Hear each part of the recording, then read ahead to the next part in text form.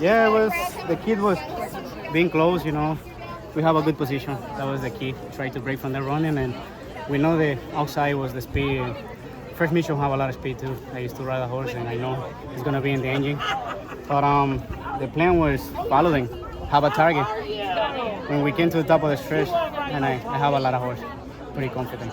Were you surprised though at the end that it wasn't first mission and it wasn't that it was Kingsbarns that was there at the end? Yeah, of course. I know first mission's a pretty nice horse. I know that was the horse to be. And but I also have a lot of faith in Kingsbarn. He's a wonderful horse. He always tries. And today I have a lot of confidence in him. How about coming out of the Pimlico Special after that race? The Pyrenees, did he move forward for you? Yeah, he moved forward, yes. I think that they, it was the weather was pretty bad. The track was not the best.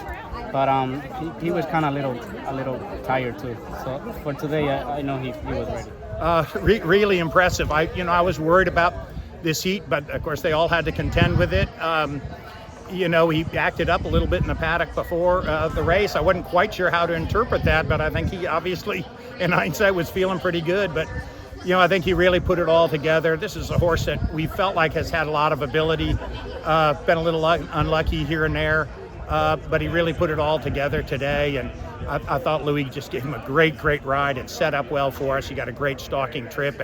And when Louis asked him, the horse just exploded. And I think we really got to see what this horse is. So very exciting for us. Slow pace for the race, but I guess you're not going to complain about it. Yeah, he said, I think Louis did a great job because he was right up just off a slow pace last time.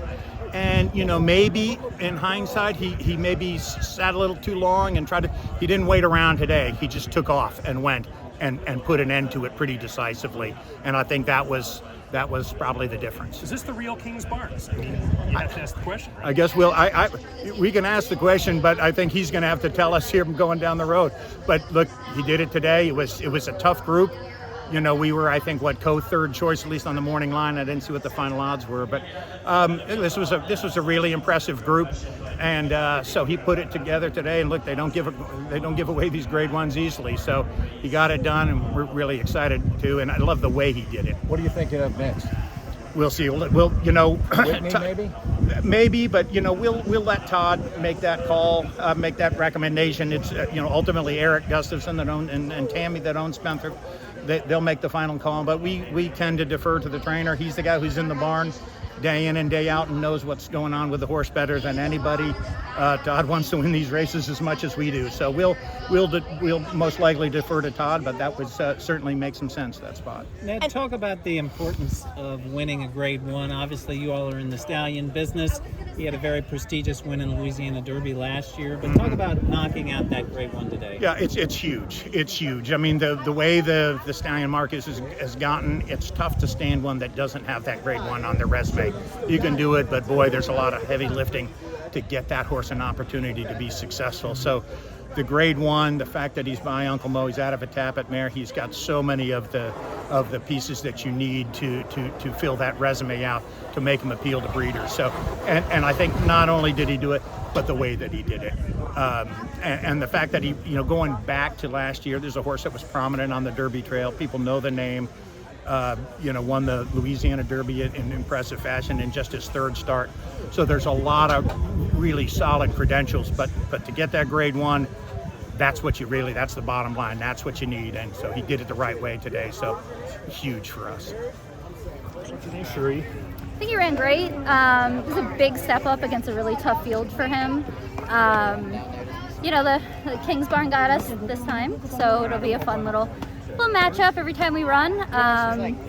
Brian said he probably could handle he handles going farther for him because he has a run, but he kind of grinds it out at the end. So really proud of him that he stayed in there to hold on for second. Were you surprised it was Kingsbarns though that was getting hit? No. I mean, I have a lot of respect for him and for Todd, and very close with Louis and Ned Toffey of Spendthrift. So I think it's great. All you can do is when your horse shows up every time is just be proud. Kingsbarn was on our outside, so he got first run. So there's always that. But you just have to be proud, like I said, when the horse shows up, and he's won up until this point this year, and a second in a Grade 1 like this is not a bad day at the office. You've had a very good meet here. Talk about that a little bit, if you would. Yeah, so it's been a great year, actually, and the momentum just keeps rolling. It's exciting. We're getting some of our 2-year-olds started. It's not really our purpose to get them cranked and ready to go. They're just getting raced and just getting experience. So hopefully this keeps going on into the summer and then into the fall.